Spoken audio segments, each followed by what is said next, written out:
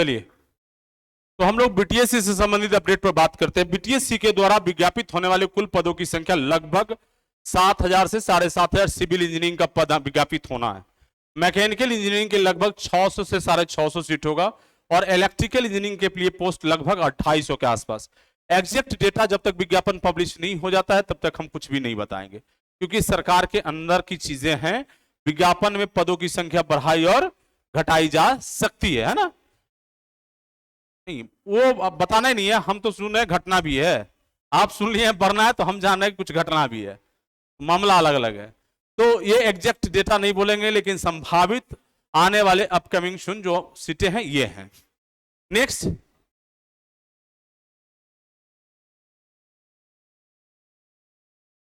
जो भी अब कोर्स से संबंधित प्यारे पीके स्टूडेंट राजीव कुमार जिनका भी है, अब हम लोग अगले नेक्स्ट सेशन में चर्चा करेंगे। ये महत्वपूर्ण जानकारी इसको जान लें और जिनको जरूरत हो तो फोनिक वार्ता कर लेंगे हमसे, बहुत क्लियर हो जाएगा।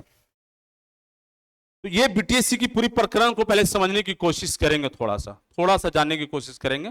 तबीयत खराब लग रही है क्या आपको? चलो बेटा निकल जाओ। ओके, कहां से आते हो आप?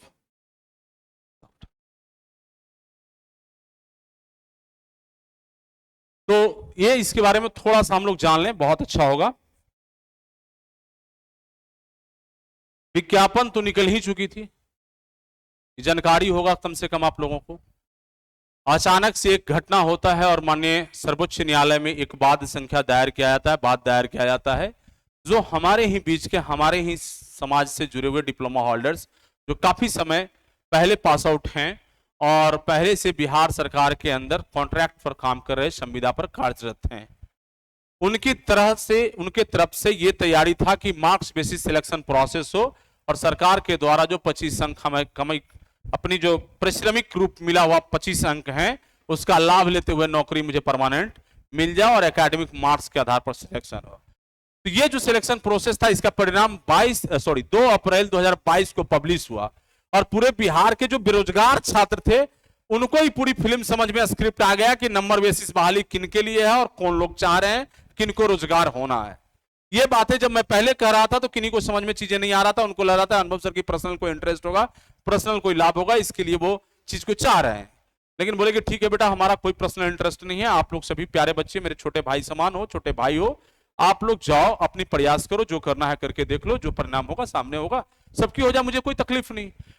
ऐसी स्थिति बनी, 2 से 3 साल हमने छोड़ दिया इनकी साथ देना, सभी लोग आपस में लड़ गए, अभी 22 सेशन के बच्चे पास आउट है। एग्जाम्पल, विज्ञापन तो अब की आई नहीं है, अभी 23 वालों को आप रोक नहीं सकते आने से। मेरी बात को समझ रहे हैं ना? विज्ञापन आई है क्या आपकी? नहीं आई है। सितंबर में 23 की परीक्षा होना है, वो आ जाए। अब 22 वाले कहेंगे तुम कैसे आ जाओगे, मैं पहले से बैठा हूं, तुम आ कैसे गए, अभी पास ही हुआ है, फॉर्म कैसे भर देगा, सारे साइबर कैफे हैक कर देंगे, ये कोई तरीका है? यही हुआ था ना, घटना तो यही है ना। तो ये सतत प्रोसेस है ना, कॉलेज से सेशन निकलना हर समय निकलते रहेगा, ये रोकेंगे क्या? वो तो एक प्रोसेस है, चाहे साइकिल बना हुआ है, हर साल एडमिशन होगा, हर साल पास आउट होंगे। विज्ञापन नहीं आ रही है वहां आप जोर नहीं लगा रहे, समय से सिलेक्शन नहीं हो रहा वहां जोर नहीं लगा रहे। अभी जो मामला स्टे लगा हुआ सुप्रीम कोर्ट से, ये जल्दी कैसे क्लियर हो गए, विज्ञापन आ जाए, इसकी कोशिश आप नहीं कर रहे, लेकिन वो आने वाले उनको आप रोकने की कोशिश कर रहे हैं। किसी की जन्म और मृत्यु आपके हाथ में है, किसी की जन्म और मृत्यु आपके हमारे हाथ में है, तो सारे नेचुरल प्रोसेस है। उसी तरह एकेडमिक सेशन को कंप्लीट होना और ना होना हमारे आपके हाथ में है।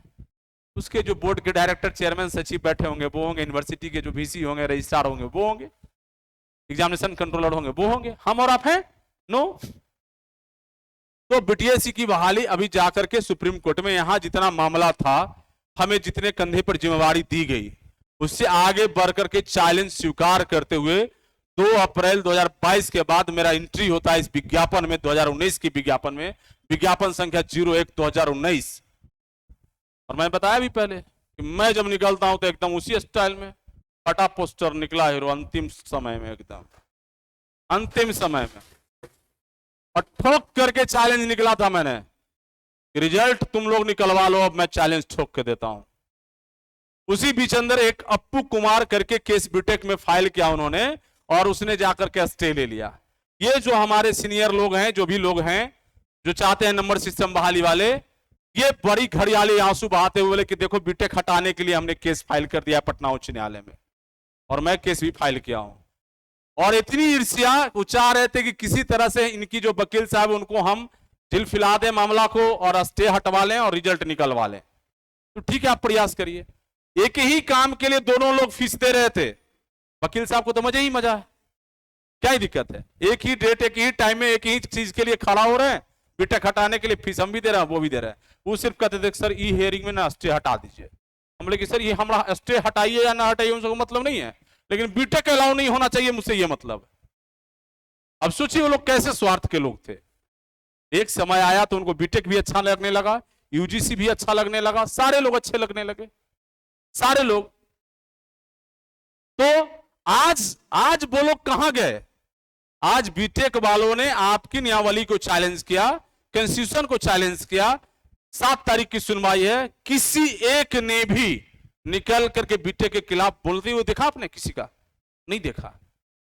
जब मुझे जानकारी प्राप्त हुआ कि अब तो फाइनल स्टेज में सुनवाई पहुंच चुका है, आप अब इंटरवेन नहीं करिएगा, आप लड़ाई नहीं देखिएगा, तो बिहार में बीटेक लागू हो जाएगा, क्योंकि इस बार नियमावली चैलेंज किया हुआ है।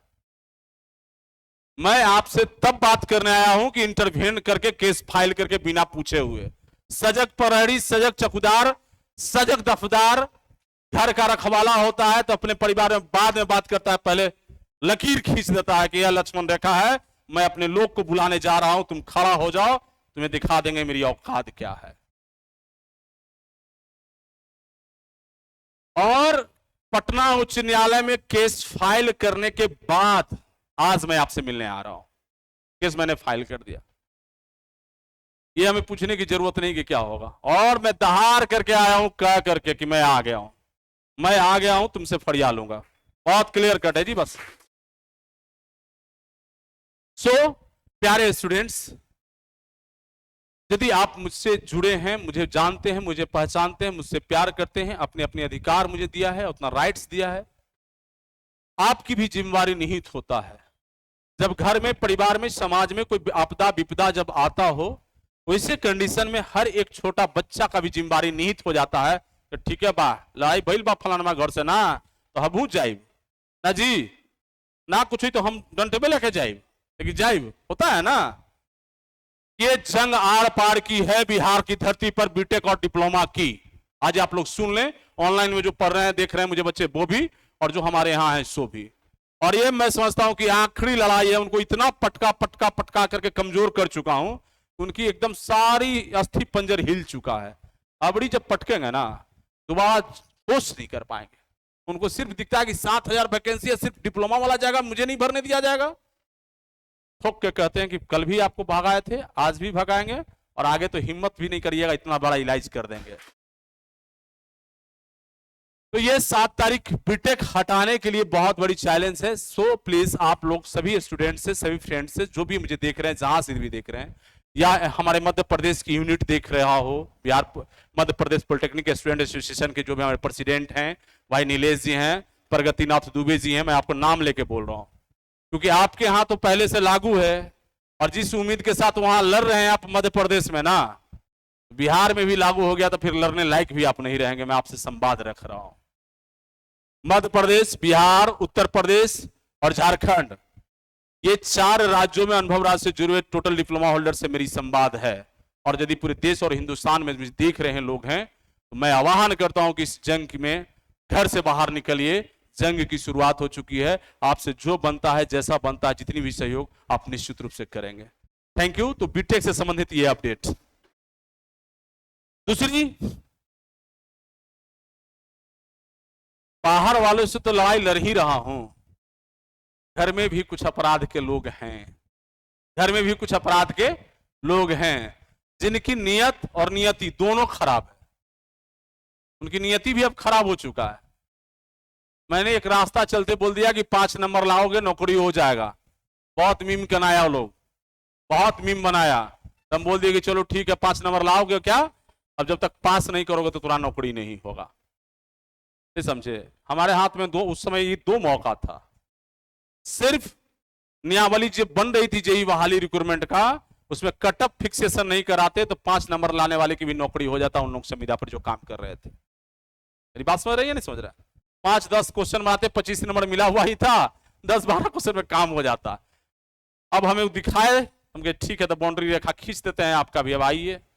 अब जब तक 40 नंबर लाइएगा नहीं तब तक वो 25 नंबर कमाइल रखल रह जाएगा, कमाइल रखल रह जाएगा, कोई काम नहीं आएगा, क्योंकि आपकी नीयत कभी साफ रही नहीं है। आप 1000, 1200, 1500, 2000 लोग हैं, आपकी नीयत साफ रही नहीं है।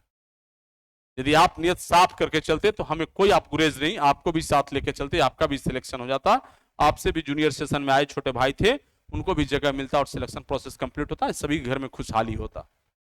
आप हमेशा आपस में बच्चों को लड़ाने, आपस में बच्चों को गलत इंटरप्रेट करने, मैसेज करने और गलत तरीके के संवाद किसी के खिलाफ तैयार करने में लगे रहे, इसका परिणाम ऊपर वाला भी देख रहा है। और मैं महादेव का भक्त हूं और सावन की महीना चल रहा है, आपने जैसा किया है वैसा आप पाएंगे, आप जैसा किए हैं वैसा पाएंगे, कोई आपको बचाने नहीं जा रहा है। आप जिस सुप्रीम कोर्ट के में गए हैं ना, उस सुप्रीम कोर्ट में पहुंच गया हूं, मैं जवाब दूंगा मजबूती से। बड़ा भाई होने के नाते यदि नियत मर जाए तो छोटका का अधिकार छीन लीजिएगा, हैं? कब्जा कर लीजिएगा, दखल कर लीजिएगा जी। तब उसी के लिए ना आप लोग अमीन बन के जा रहे हैं, दाखिल और खारिज कर दीजिएगा। ये शब्द जानते हैं कि नहीं पढ़े हैं क्या? पढ़ाएंगे ये। दाखिल खारिज टर्म होता है, म्यूटेशन सुने होंगे ना आप लोग। दाखिल और खारिज करना मतलब जो नया आएंगे उनको दाखिल करवा दीजिए और पुरनका थे उनको खारिज कर दीजिए। बात समझिए कि नहीं समझे?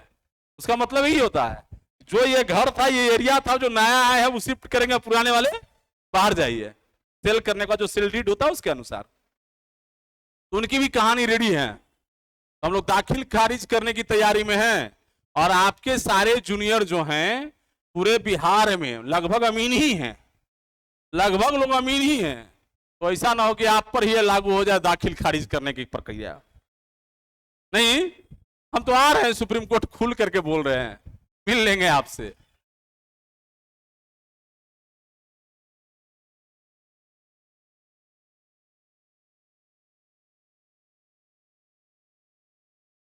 राजीव, विकास भारती, गयासुद्दीन रबानी।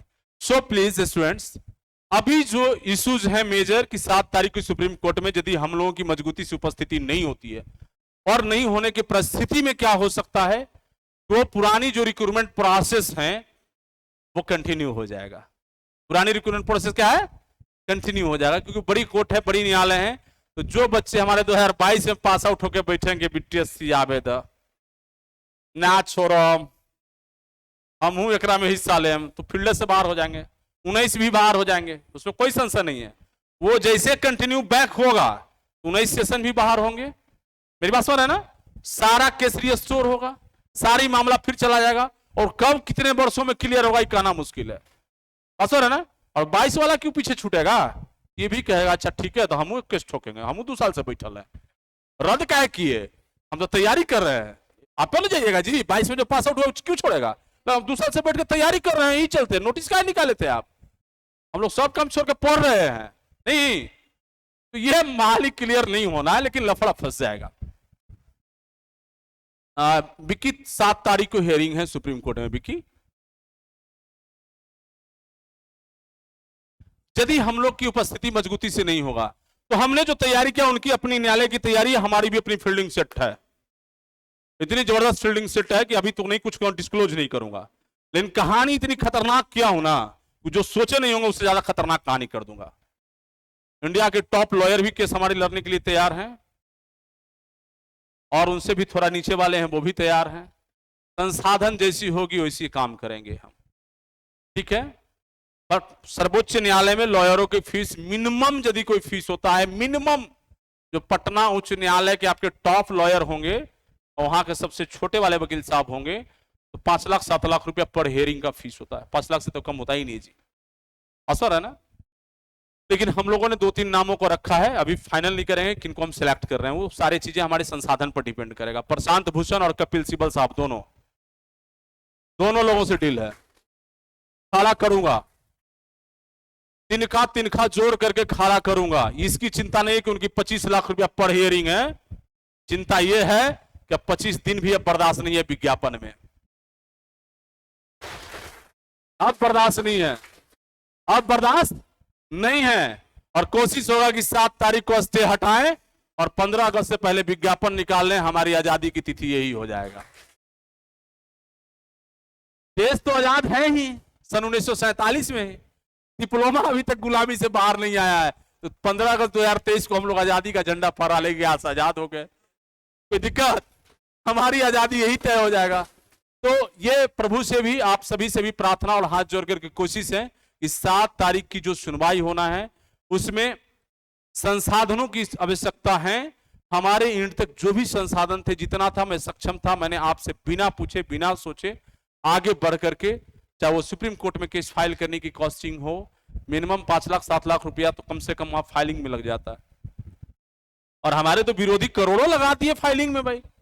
हाँ, तो बोले कि 1 करोड़ रुपया खत्म हो गया केस फाइलिंग करने में ही, खाली स्टे लगवा इसमें 1 करोड़ चला गया,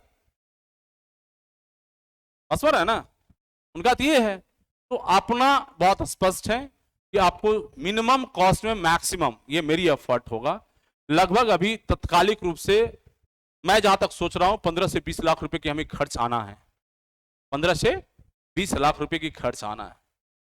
ये बहुत बड़ी राशि नहीं है, यदि हम पूरे बिहार प्रदेश से तिनखा भी जोड़ करके खड़ा करते हैं तो खड़ा हो जाएंगे। क्लियर है? और अपने यहां से आज से टेस्ट सीरीज हमारे जितने कोर्स बच्चे ज्वाइन करेंगे, जो भी संसाधन आएगा उस सारे पैसे आपके लिए मैंने डोनेट कर दिया। जो भी बच्चा हमारा टेस्ट सीरीज ज्वाइन किया है आज की तिथि से, मतलब ये वीडियो पब्लिक हो रहा है, तो सारे पैसा जो भी आएगा एडमिशन गिन देंगे आज की तिथि से, है ना। आप लोगों में से ही बैठ लेना, टोटल पैसा मैं आपको डोनेट कर दूंगा, जो कोई आपत्ति नहीं। क्लियर है? तो प्यारे स्टूडेंट्स, हम आपके लिए एक अलग से ये थोड़ा बता दें, ये केस का डिटेल क्या क्या है। आप लोग भी अपने कोर्ट्स में मोबाइल में चलाते ही स्मार्टफोन है, देख सकेंगे। ये सुप्रीम कोर्ट का केस का डिटेल होगा, पटना हाई कोर्ट का बीटेक हटाने वाले केस का डिटेल होगा। आप इसे स्क्रीनशॉट भी करके रख सकेंगे। डायरी नंबर है ये सुप्रीम कोर्ट वाले केस का 8824/2023, और एसएलपी होता है, एसएलपी नंबर है इसका 7257/2023। स्पेशल लीव पिटीशन इसको कहते हैं, ठीक है, एसएलपी। ये आपका CWJC 7761, ये केस था 2022 का, जिसमें सरकार ने क्या किया, पुरानियावली वापस ले ली और ये सारे केस खारिज हो गए। जितना भी केस था ये विज्ञापन संख्या 01/2019 पर, उसके नियावली पर।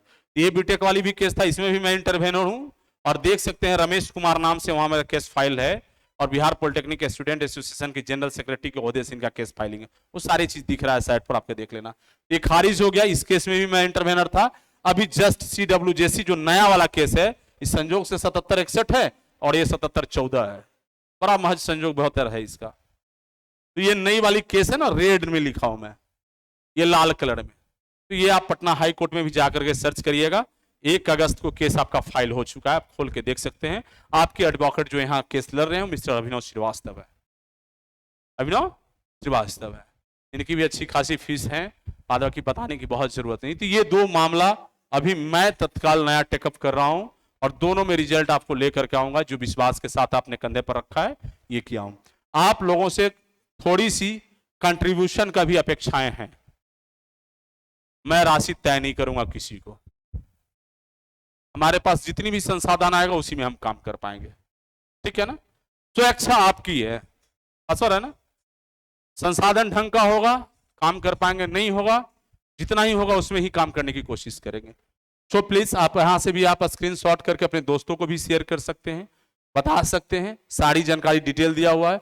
ये QR कोड स्कैन है, ये मेरा कॉन्टैक्ट नंबर जो है, जो ऑर्गेनाइजेशन से जुड़ा हुआ नंबर है वो है, इसका UPI नंबर है, वो UPI ID होता है वो, फोन पे ये है, QR कोड है। इससे ज्यादा वो क्या ही देंगे, इतना ही काम चल जाएगा ना, इतना में तो पैसा बहुत आ जाता है, नहीं आ जाएगा।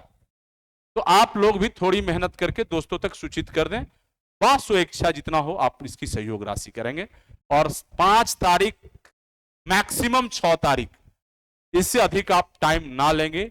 टाइम यदि लेंगे तो दिक्कतें आएगा, क्योंकि हम लोग मैनेज नहीं कर पाएंगे चीजों को। साथ की सुनवाई ही है, साथ की सुनवाई ही है, तो जो भी सहयोग जिनसे बन पाएगा आप कर पाएंगे। सहयोग के लिए मैं कभी भी राशि नहीं निर्धारित करूंगा, दैट क्लियर। कोशिश होगा कि 7 को स्टे हटा लें। ऐप में स्क्रीनशॉट नहीं हो रहा है तो ये वीडियो यूट्यूब पर भी पब्लिक हो जाएगा, हम आपको पब्लिक कर देंगे, आप इसे वहां से ले लेंगे। और व्हाट्सएप ग्रुप में भी बहुत सारे लिंक हम दे देंगे, आप देख लीजिएगा वहां से। सुरक्षा है, आपको खुद लगना होगा, क्योंकि मैंने बजट बता दिया, एस्टिमेट बता दिया आप सभी प्यारे बच्चों को कि क्या है, और अपने अकॉर्डिंग जिनको लगता है कि ये सत्य की लड़ाई है, और कोशिश हमारी होगा कि 7 तारीख को स्टे को हम हटाएं और 15 से पहले विज्ञापन निकालने की कोशिश हमारी होगी। यदि 7 को स्टे हट गया, कोशिश तो है कि 7 को केस ही खत्म कर दें। तैयारी जो हमारा है, लेकिन बहुत चीज आगे आगे बोलना ठीक नहीं होता है, नहीं समझे, नजर लग जाता है ना। तो बेटिया सभी बैठी हुई है तो नजर लग जाएगा, दादा की अच्छी है सब। तो प्लीज लड़ाई जीत के घर आएंगे, लड़ाई जीत कर घर आएंगे। 7 तारीख को शाम हम लोग एक जश्न के साथ मुलाकात करेंगे। Thank you. और एनी कोई क्वेश्चन, और एनी कोई क्वेश्चन, और एनी कोई क्वेश्चन? व्हाट्सएप ग्रुप के लिंक सेंड कर दीजिएगा, ठीक है, व्हाट्सएप का सेंड कर देंगे। इंजीनियर्स एकेडमी का कुछ करना होगा। इंजीनियर्स एकेडमी वो बीटेक वालों को प्रोटेक्ट कर रहे हैं, बीटेक वालों को सपोर्ट कर रहे हैं। हमारे लोग बेवकूफ हैं जो उनको सब तरह से सहयोग कर रहे हैं, तो वो हम नहीं बोलेंगे किसी को, और किसी भी संस्थान के खिलाफ मैं नहीं बोलूंगा कुछ भी, वो आप लोग समझ लेना। चलिए, थैंक यू। बिल्कुल, जो भी कोचिंग संस्थान करवाए हैं बीटेक वालों से सहयोग कर रहे हैं, तो ये हमारे लोग समझें, हमारे लोग समझेंगे, समझ भी रहे हैं। चलिए, thank you, good night, good night, good night.